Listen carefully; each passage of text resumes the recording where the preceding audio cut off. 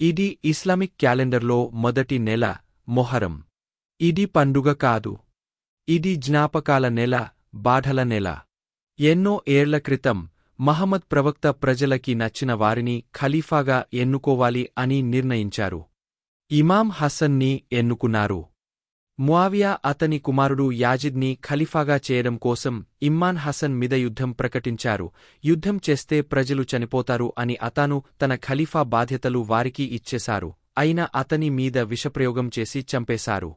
ఎడారి ప్రాంతమైన కర్బలాలో ఓ ధైర్యవంతుడు ఉండేవాడు. అతని పేరు ఇమాం హుస్సేన్. తన అన్నాకి జరిగిన అన్యాయం గురించి అడగడానికి వెళ్లిన అతన్ని వల్ల సైనికులు చంపేశారు. 10వ రోజు ఇమ్మాన్ హుస్సేన్ మాత్రం మిగిలారు. ఆ రోజు శుక్రవారం నమాజ్ చేసుకోడానికి సమయం అడిగాడు. నమాజ్ అప్పుడు సరే అని చెప్పి నమాజ్ చేసే టైంలో వాళ్ళు అతనిని చంపేశారు. మొహరం 10వ రోజైన ఆషూరా రోజు ఇమాం హుస్సేన్ మరియు అతని కుటుంబం మరణించారు. అప్పటినుంచి ఈ రోజును విషాదంతో, ప్రార్థనలతో, గౌరవంతో గుర్తు చేసుకుంటారు.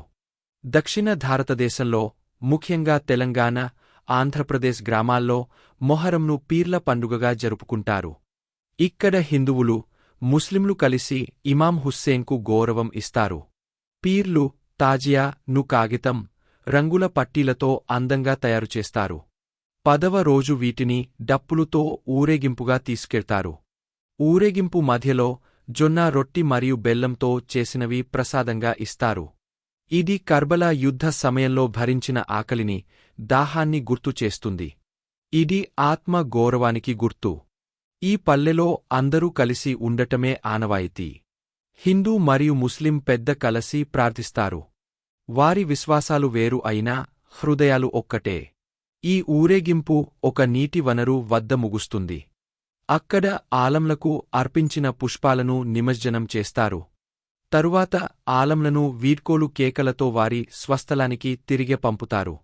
ఆంధ్రప్రదేశ్లోని కొన్ని ప్రాంతాలలో గున్నం అనే ఘోగె మంటను ఉత్సవాల్లో భాగంగా నిర్వహిస్తారు మరియు భక్తులు మండుతున్న బొగ్గులపై నడుస్తారు. మొహరం మనకు నేర్పేది ధర్మం కోసం నిలబడాలి, అన్యాయాన్ని ఎదుర్కోవాలి, మానవత్వాన్ని కాపాడాలి. ఇది అన్ని మతాలకు చెందిన ఒక విలువైన సందేశం.